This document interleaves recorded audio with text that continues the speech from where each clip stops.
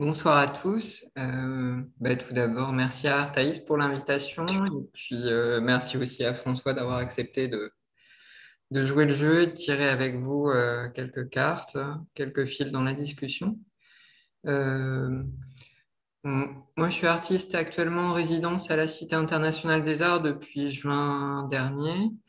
Euh, J'ai un travail qui est un travail majoritairement de couture et puis également j'ai un lien avec le jardinage. Voilà, un jardinage qui est plutôt existentiel. Mais je veux pas spoiler, donc je vais passer la parole à François pour qu'il se présente. Bonsoir à toutes et à tous. Je suis François Piron, moi je suis commissaire d'exposition depuis peu au Palais de Tokyo, où je prépare différents projets, dont un avec Elisabeth Lebovici qui est là avec nous ce soir. Et j'ai rencontré Benoît très récemment, depuis justement à la faveur d'une visite à la Cité des Arts. Je ne connaissais pas du tout son travail. On a eu une discussion, enfin moi que j'ai trouvé très intéressante et très fascinante. Et c'est pour ça que j'ai accepté son invitation à discuter avec lui ce soir. Donc moi, je vais poser des vraies questions parce qu'on ne se connaît pas si bien que ça. Et on a choisi, plutôt que de scénariser cette rencontre, de choisir plutôt l'aléatoire. Donc Benoît a imprimé ses travaux sur des petites cartes et on va tirer des cartes. Donc c'est vraiment c'est le tarot divinatoire et on va se laisser guider par les images qu'on découvre et qu'on partagera avec vous. Donc, ça donnera l'occasion de poser des vraies questions et j'espère aussi d'avoir des vraies réponses de la part de Benoît. Moi, d'un point de vue technique, on va tirer la carte et après, je vais vous la partager sous la forme d'un partage d'écran, ce qui vous permettra peut-être que je pourrais la laisser pendant 15 secondes de manière à pouvoir voir l'image pendant qu'on parle. Est-ce que ça vous paraît bien, 15 secondes? Oui, c'est très bien, ça me paraît bien, oui, parfait. Ok. Alors, c'est parti, on y va et on tire une première carte qui est la numéro 117. Ok. Donc là, numéro 117. Alors ça, pour le coup, je vois un petit peu quand même ce que c'est parce que c'est une pièce qui est dans l'exposition actuellement visible à la Cité des Arts, que tu partages avec Nathalie Arbe.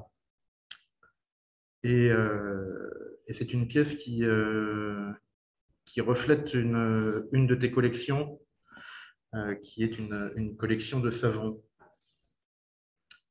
Oui, c'est une pièce en fait. On a fait il y a pas très la semaine passée.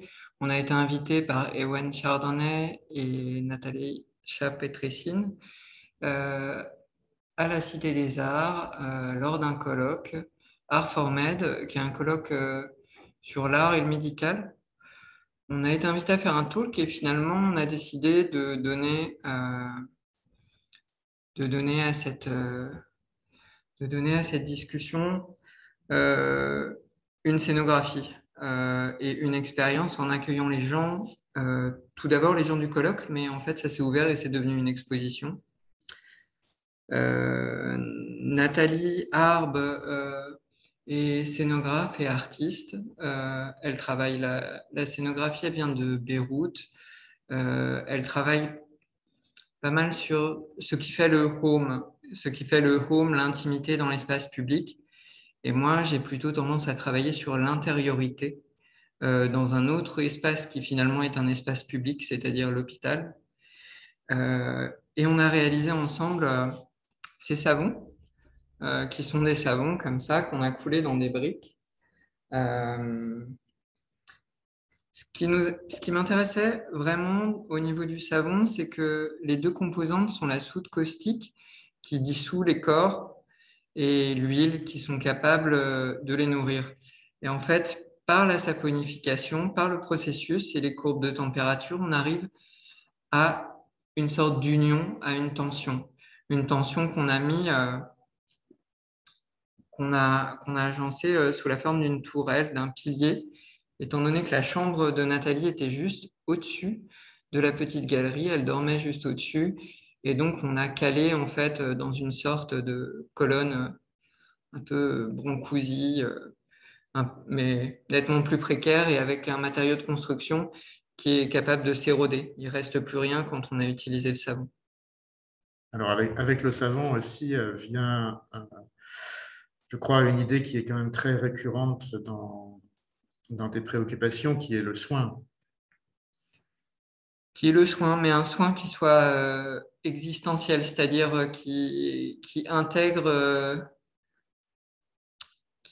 la vie et la mort, de réconcilier les deux en fait, et de ne plus être dans ces espèces de binarité. C'est ce que je retrouvais par rapport au savon. Et dans cette exposition où moi j'ai exposé d'un côté un rideau d'intimité, qui est le rideau qu'on peut voir juste à côté en fait. C'est un patchwork que j'ai fait avec des draps réformés des hôpitaux. Donc c'est des draps que j'achète chez Leroy Merlin et qui sont revendus comme chiffon à pain pour la peinture ou comme chiffon pour nettoyer les voitures. C'est ce qui est écrit. On en a juste ici. Voilà. Ils sont juste à côté de moi. Chiffon à tout faire. Voilà. Et donc, dans le circuit de valorisation des déchets des hôpitaux, ils sont revendus après être passés à la blanchisserie, mais ils portent toujours en fait les traces des précédents usagers. Moi, ce qui m'intéresse dans le patchwork, c'est tout d'un coup de créer une sorte de surface avec des motifs répétitifs. Donc, encore une fois, qui n'ont ni début et ni fin. Et tout d'un coup, là, j'avais envie de les voir en tant que... Ils appellent ça des rideaux d'intimité à l'hôpital. Et d'ailleurs, il y a une certaine tension en ce moment. Ils sont en train de les enlever en fait aux États-Unis, ces rideaux d'intimité. Euh, Parce qu'ils sont éventuellement Vecteurs, ouais, vecteurs de virus ou catalysateurs de germes. c'est ça. Et du coup, on retire encore une fois l'intimité, qui n'est d'ailleurs pas si présente que ça. Enfin, au niveau de la peau, moi, j'ai toujours une difficulté à savoir si c'est intérieur et extérieur, mais dans le sens aussi de la manière dont le pouvoir et la verticalité du pouvoir médical rentrent à l'intérieur des corps. Et tout d'un coup, notre intériorité devient publique. Nos images sont affichées sur les murs et le diagnostic, le corps est regardé de manière douteuse. Moi, finalement, en agençant comme ça ces patchworks, je, je réussis à m'emparer en fait et à essayer de projeter dans la société parce que la porosité, elle est dans un sens, mais elle est aussi dans l'autre sens. C'est-à-dire que la maladie ne nous appartient pas. Elle est aussi à tous nos proches ou elle est aussi dans la société. Et c'était important pour moi de projeter dans la société des images de la maladie qui puissent être belles, de pouvoir en prendre soin plutôt que d'essayer, comme c'est le cas à l'hôpital, de juste être dans le fait de la réparer. Alors, voyons si les cartes nous permettent de poursuivre sur ce terrain-là ou nous amènent dans une autre direction. Ah, peut-être pas. Peut-être une autre direction. Avec cette Ça carte risque qui est d'être. la 104. C'est la 104. Ok.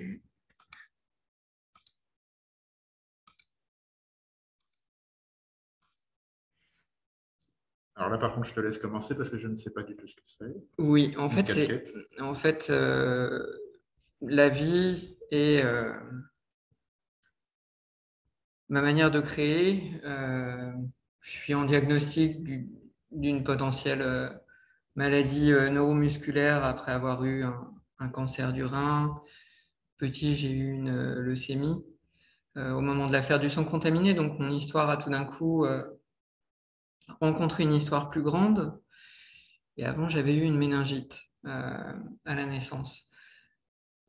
Tout ça pour dire que, en fait, ce que je fais chaque jour, et mes pratiques, comme par exemple le patchwork, c'est aussi une temporalité. C'est une temporalité qui est dictée par les impératifs d'un corps. Et tout d'un coup, en faisant de la broderie, qui est quelque chose qui est très petit, où ben, je fais avec. Et et je la valorise tout d'un coup. Je valorise ce temps des salles d'attente. Il n'y a pas très longtemps, je me suis retrouvé dans une situation financière plutôt compliquée et j'ai dû faire des dossiers pour le Pôle emploi. Et à ce moment-là, je me suis dit que j'avais pas envie trop de faire ça parce que j'ai du mal à pouvoir penser que je vais compter sur des allocations ou sur des choses comme ça.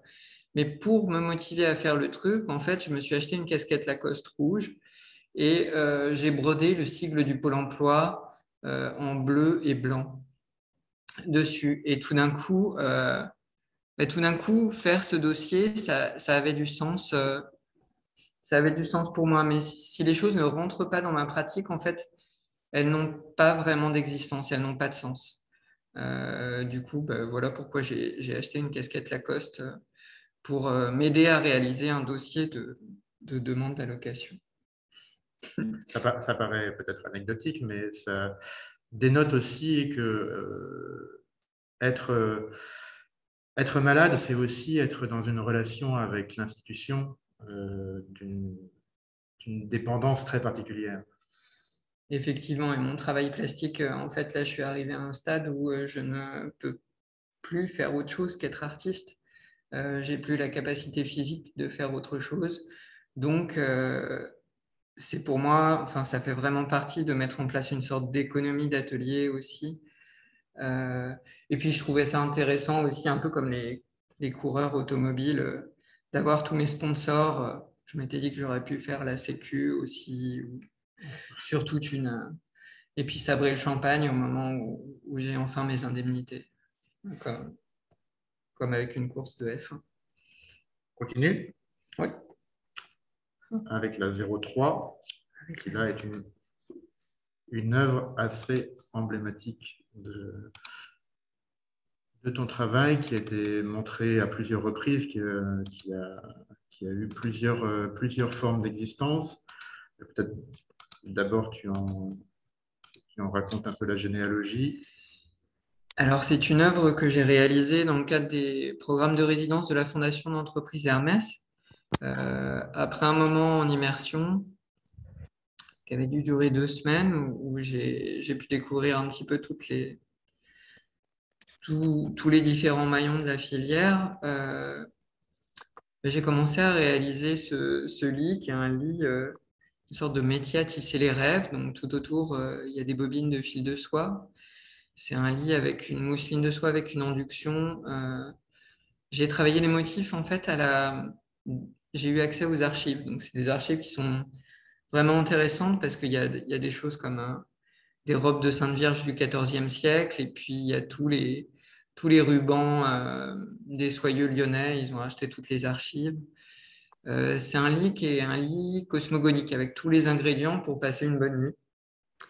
Et puis qui parle aussi, il y a des gouttières, donc ça parle aussi des flux, il y a le rideau du drame de l'accomplissement du mariage, il y a des sexes féminins qui sont sur les oreillers. Recording in progress. Allô? Je pense qu'il y a quelqu'un qui a également qui n'est pas en mute. Et puis c'est une pièce que j'ai réalisée en 2 exemplaires. Donc la Fondation d'entreprise en a un exemplaire qui seront bientôt réexposés à Pantin lors d'une exposition à la fin de l'année, me semble-t-il.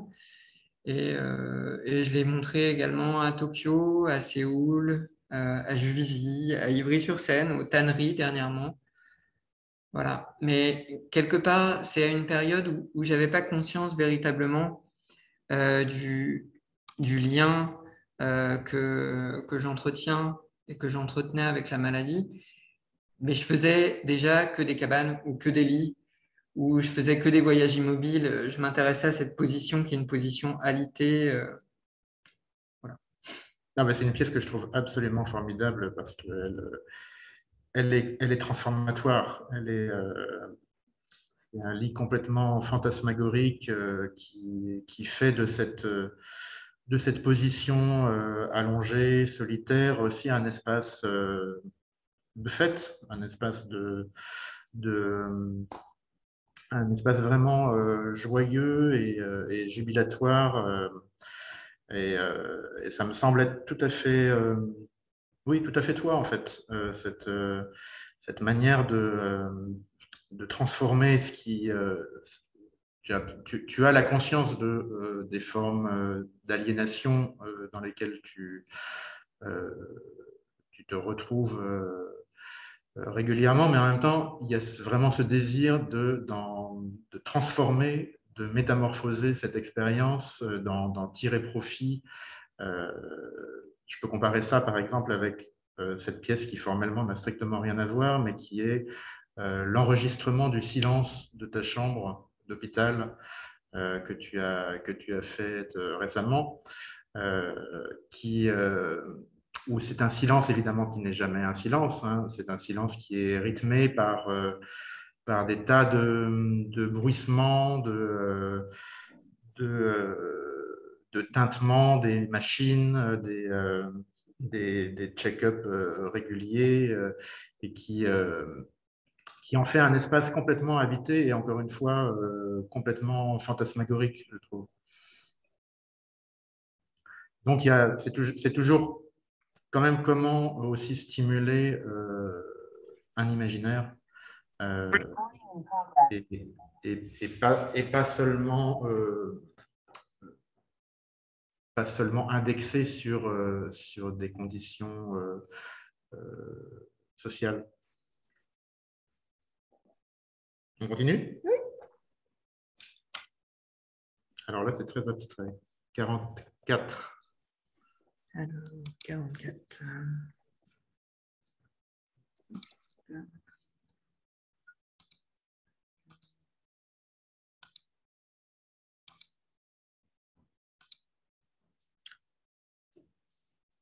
Alors ça, c'est un paysage, c'est juste après mon opération pour un cancer du rein. Et en fait, à certains moments donnés où j'étais un peu dans les vapes, je prenais mon réflexe et je prenais en photo ma peau et ça donnait des sortes de... J'ai vraiment une attention pour la peau. J'arrive pas à savoir si c'est intérieur ou extérieur, mais c'est aussi, pour moi, il y a vraiment une histoire de la peinture dans l'embu quand l'intérieur devient présent à l'extérieur. Et c'est un pansement qu'on voit ici. Voilà, c'est un pansement avec une présence un petit peu de sang, mais aussi une certaine sensualité. Enfin, moi, c'est comme ça que je le vois. C'est une série de photos qui est très intime et qui, pour autant, je ne sais pas très bien quoi en faire. Ça a juste une existence comme En tout ça. cas, c'est très doux. Je n'aurais pas su, moi, déceler exactement ce que ça représente, mais on y voit surtout une peur, aucune violence. Et il me semble surtout aussi que c'est très important que, en tant que patient, tu produises tes représentations, tes images, que c'est ce point de vue qui souvent manque, qui souvent est déficient. On a pu encore le voir pendant toute cette pandémie. On manque d'images d'une certaine manière et on manque des images faites par les concernés, par les malades, par ceux qui sont soumis donc à la loi de l'institution qui peut les sauver, mais qui aussi les coupe d'un certain continuum de leur vie, qui coupe de leur environnement, de leur famille, de toutes les personnes, de toute leur socialité. Et du coup, ce déficit de représentation, il est aussi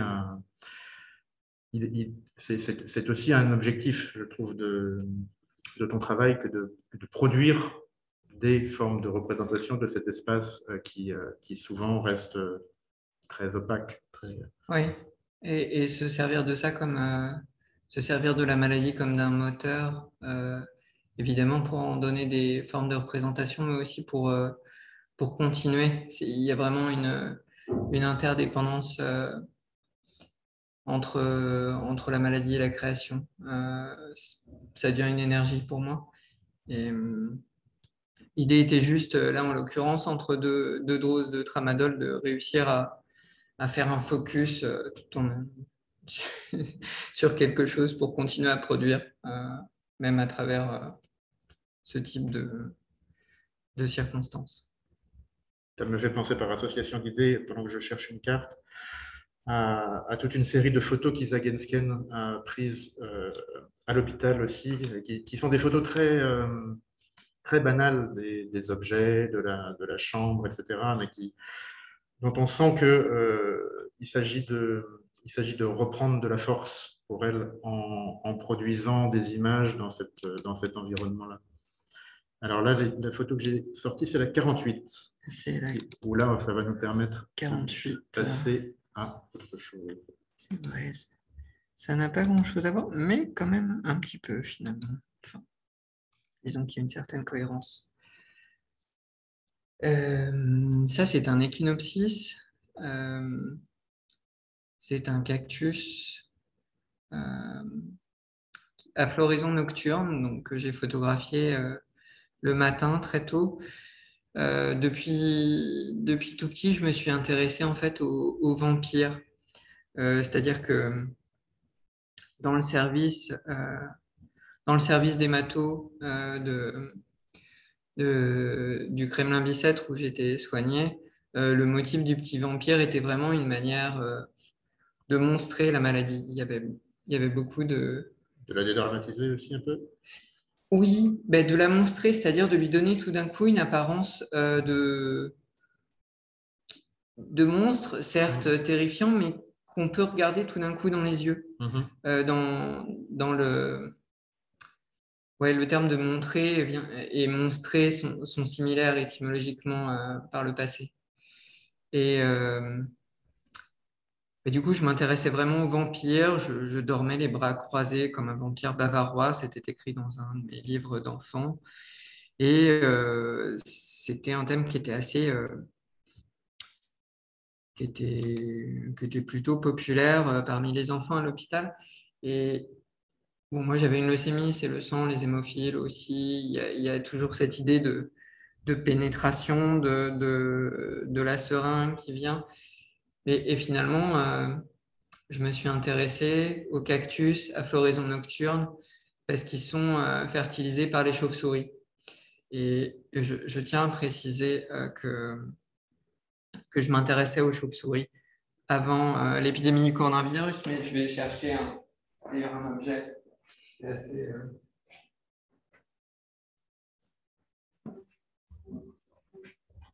je projette de faire un cerf-volant sous forme de chauve-souris. Donc ça, c'est une chauve-souris de Bali, mais je vais le refaire avec des draps d'hôpitaux pour utiliser un peu l'énergie éolienne et la présence des absences qu'il y a dans les flux éoliens.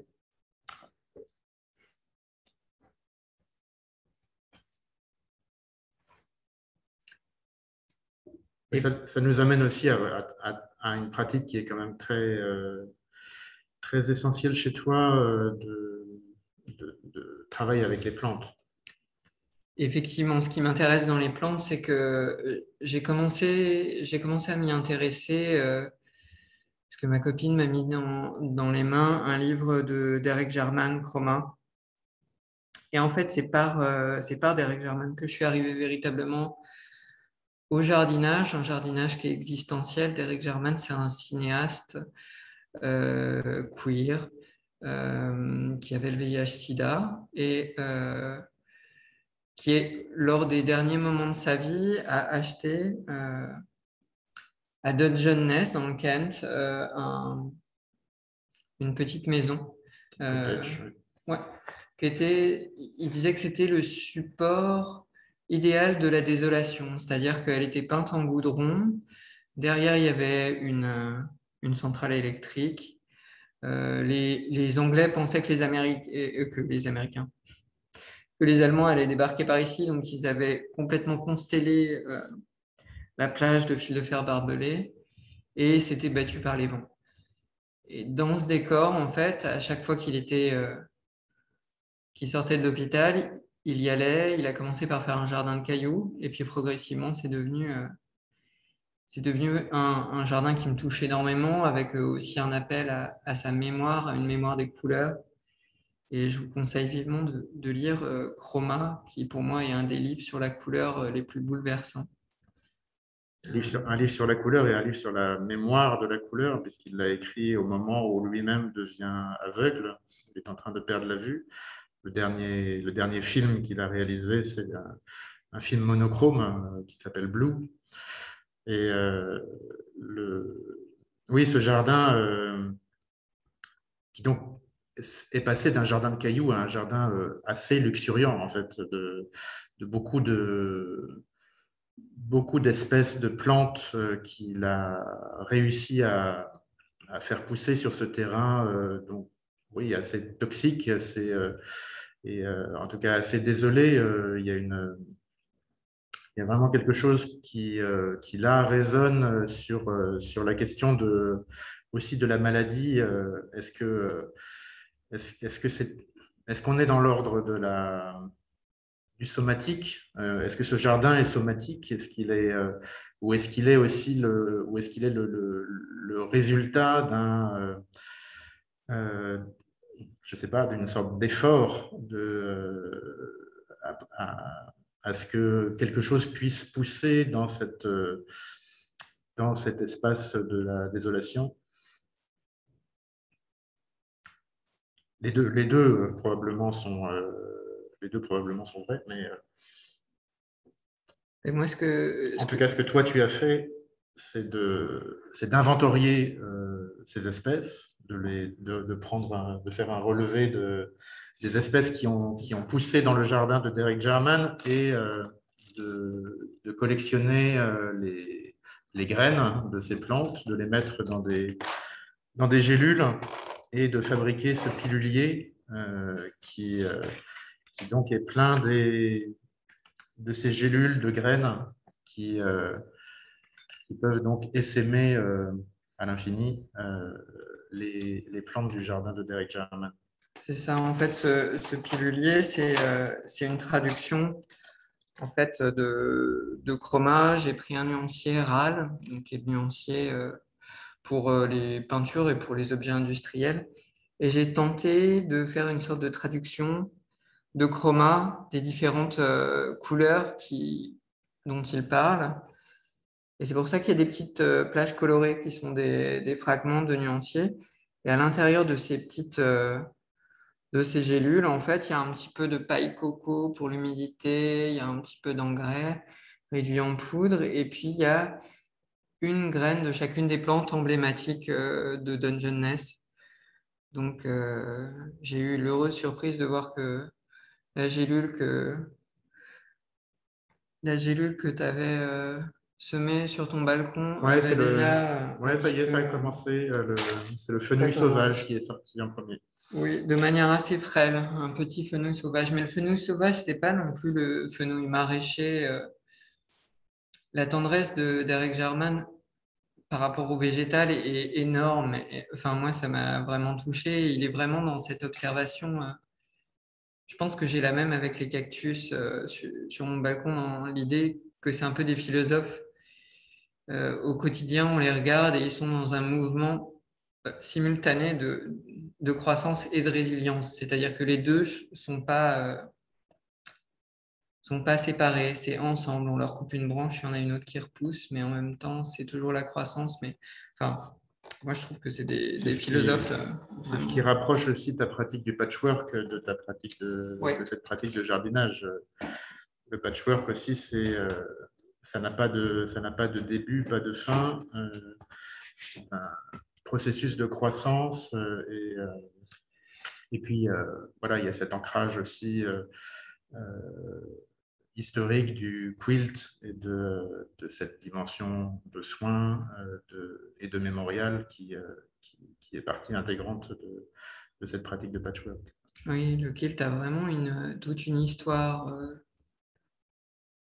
par rapport au head kilt, mais aussi par rapport à des choses antérieures, par rapport au 19e amendement, aux États-Unis par rapport aussi c'était utilisé comme des codes pour guider en fait les esclaves en fuite du sud des États-Unis jusque vers le nord, vers le Canada. Il y avait tout un code comme ça et les femmes mettaient les kilts accrochés à l'extérieur, ce qui permettait de guider. Il y a en Amérique latine, il y a aussi toute une tradition de remplir des kilts avec des messages, étant donné qu'ils sont vendus à des touristes avec des messages sur les disparitions. Il y a vraiment, j'ai l'impression que c'est un support qui est vraiment riche au niveau des images par rapport à la politique que ça peut projeter, tout en restant quelque chose d'assez... tout le monde peut le faire. Enfin, À la fois, oui, bien sûr, une pratique qui n'est pas une pratique d'expert, d'experte, quelque chose qui est plutôt un travail de temps. Moi, j'ai l'impression que oui, ce que toi, tu travailles, que ce soit à travers le jardinage ou à travers le patchwork, c'est une certaine forme d'occupation du temps. né dans les salles d'attente, ouais. C'est vraiment celui-là, celui où il se passe rien, et finalement, c'est quand il se passe rien que tout peut émerger. Euh, c'est un temps qui est un petit peu distendu. Tout à l'heure, j'ai sonné une horloge. Je crois qu'on peut la voir. Oui, on peut la voir juste là. En fait, c'est une horloge où il y a plus de mécanisme, donc on peut sonner les heures qu'on veut. J'avais fait un concert comme ça où des musiciens avaient mis un vibromasseur dessus et avaient fait pousser des drones dans l'espace. Euh, c'est un peu cette continuité, ouais, mais qui est assez proche du temps organique, de la maladie et des plantes. Je crois que je me sens presque un Homo photosyntheticus. Comme il nous reste encore 5 à 6 minutes, on tire une dernière image. Oui. Tu veux? Mhm. Une grande. Ah, la 103. Oui. Très bien, ça va faire une très bonne chute. Ok. Alors là, 103. Alors là, on est dans un espace un peu projectif. C'est quelque chose aussi que tu travailles un peu en ce moment. Ouais, j'ai des plantes en fait à un moment donné où j'ai eu un pronostic de cancer génétique qui était plutôt un peu pessimiste. Je m'étais dit que j'allais m'inscrire à un stand de tir histoire de pouvoir toujours garder le contrôle sur ma vie et aussi sur ma mort parce que les deux pour moi sont quand même relativement liés. Et finalement, depuis ce temps-là, je suis en train de fabriquer une petite armoire à pharmacie avec des plantes qui sont létales. Donc je m'intéresse au... Parce que j'ai vraiment un intérêt sur le fait que la mort puisse être belle.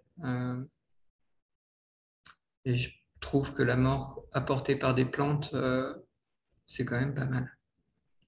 Donc j'ai plein de plantes, j'ai des aconites, des belladones, j'ai de la datura, du ricin. Alors le ricin, en fait, c'est assez spécial. Donc c'est cette graine. Je ne sais pas si on voit. Ah ben non, on ne voit pas puisque je ne partage pas. Ah oui, pardon. Voilà. Le ricin. C'est une graine, en fait, c'est la seule, c'est le seul poison végétal où il n'y a pas de sérum. Ça a été utilisé dans l'affaire des parapluies bulgares, ou, à d'autres fins nettement moins intéressantes par les chemises noires. Mais Et donc ça, ce sont des choses que tu accumules aussi dans des formes de collection, non? ouais, c'est assez C'est-à-dire proche. que ce sont moins des objets d'exposition, mais Pour l'instant, elles n'ont pas encore vraiment pris de forme, mais j'ai cette idée aussi d'utiliser des choses comme ces seaux en tant que contenant et d'utiliser des mâts pour perfusion. À un moment donné, en fait, ça va devenir des sculptures. Mais des fois, ça a besoin d'un certain temps avant d'arriver sur mon mur de condensation Mm. de manière formelle. J'ai besoin de maîtriser mon sujet aussi. Là, j'ai pris contact avec le muséum aussi pour faire des séries de portraits de fleurs mortelles. Je crois que ce qui est toujours intéressant et très, très fascinant dans ton travail, c'est que on n'est pas dans un espace de représentation, on est dans un espace vraiment d'expérience, de vécu, de projet qui est toujours, qui prend toujours sa source dans ta vie, dans les, dans l'écoute aussi de ton corps et, euh, et qu'on n'est pas dans un, ça n'empêche pas un espace symbolique de se développer, au contraire, mais on n'est pas du tout dans dans des formes de représentation, dans des thématiques. On est dans des choses qui ont avant tout des valeurs d'usage. Oui, il y a une porosité vraiment entre. Enfin, non, j'ai besoin que ça passe par ma pratique, que tout passe par ma pratique pour avoir une existence. Est-ce que tu te souviens du premier geste que tu aurais fait, que rétrospectivement tu pourrais considérer comme un geste artistique? Oui, je m'en suis souvenu. J'en ai, je m'en suis souvenu à l'occasion d'un entretien avec David Odioni pour Artaïs. Et en fait, le premier geste peut-être que j'ai eu, c'était j'allais très peu à l'école et j'y allais amené en ambulance. Et il y avait une petite fille qui était très difficile à l'école, très violente. Et finalement, pour quelque part l'amadouer ou pour en faire mon ami, je lui ai fabriqué, en découpant des petits personnages, un jeu de plateau. Et finalement, c'est devenu mon allié. Et tout d'un coup, pour moi, c'était une manière de rentrer en communication. C'était une surface de contact parce que quand on passe sa vie à l'hôpital et que tout d'un coup on va très peu à l'école, on est un petit peu comme un anthropologue. Enfin, on n'a aucune notion de comment faut parler avec des gens qui ne parlent pas juste de vie et de mort, puisque c'est la seule binarité qu'il y a à l'hôpital, c'est soit on est en vie, soit on est... Et si on est plus proche de la mort, on essaye de nous réparer pour être en vie, mais Oui, bah, enfin,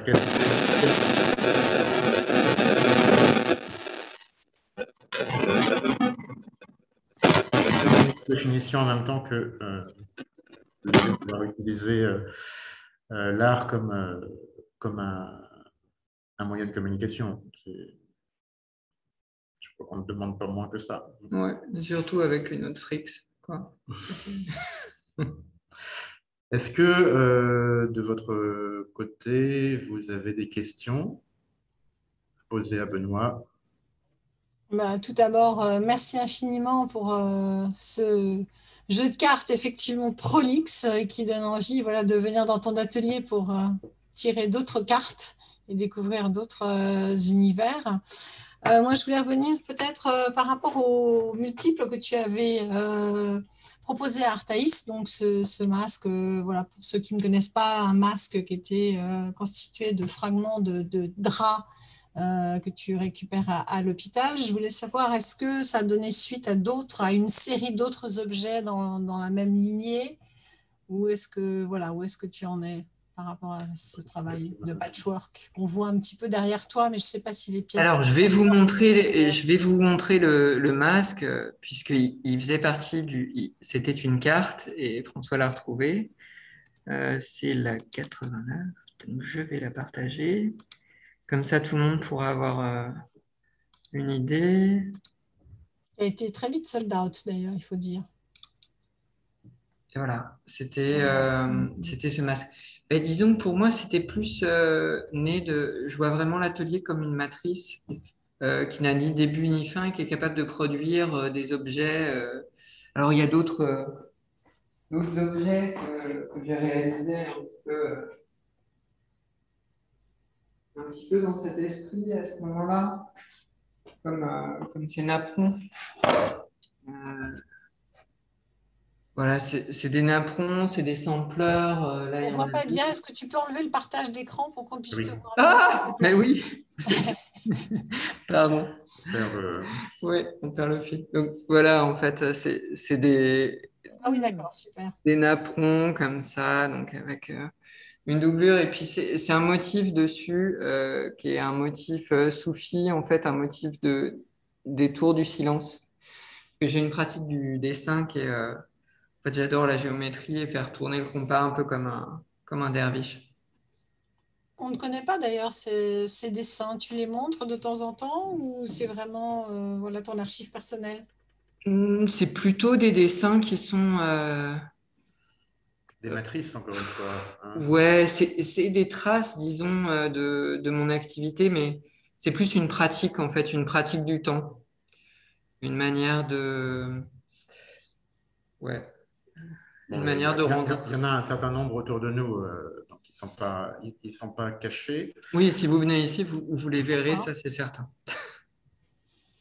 Mais effectivement, ils existent ensuite plus sous des formes déclinées, des motifs à l'intérieur de des patchworks, même des objets parfois qui Ouais. sont nés de ces dessins géométriques. Ouais. D'accord. Et alors, une dernière question avant peut-être de passer la parole à ceux qui le souhaitent. Tu nous parlais brièvement de l'actualité à venir. Donc, tu parles des journées là en septembre. Est-ce que tu as d'autres projets? Alors, la semaine prochaine, à partir du 3, je participe au Regard du Temps, qui est l'exposition de Brigitte Saby avec Culture Foundry, Mhm.